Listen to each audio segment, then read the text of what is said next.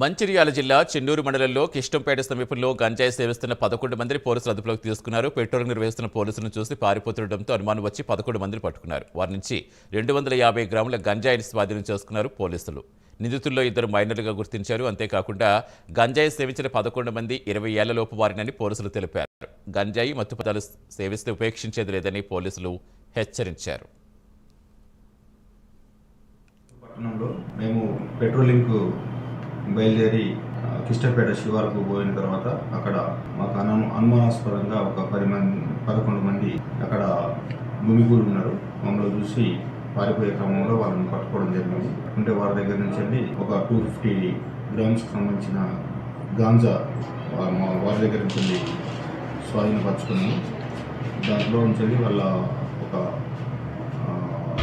Police station తీసుకొచ్చేసేసి వాళ్ళ పైన FIR register చేసి ఇన్వెస్టిగేషన్ స్టార్ట్ చేసాం. వీళ్ళ దగ్గర వెహికల్స్ ఉన్నాయా సార్? వెహికల్స్ ఫోన్స్ ఉంటే ఒక 5 ఫోన్లు ఉంటే సీజ్ చేయడం. ఇప్పుడు ఎక్కడ వాళ్ళు సార్ వీళ్ళందరూ? పోలీస్ స్టేషన్ ఉన్నారు. ఎక్కడ వాళ్ళు వీళ్ళందరూ? చెన్నూరుకు సంబంధించిన ఉంటారు. ఇప్పుడు ఫరాలు ఎంతమంది ఉన్నారు సార్?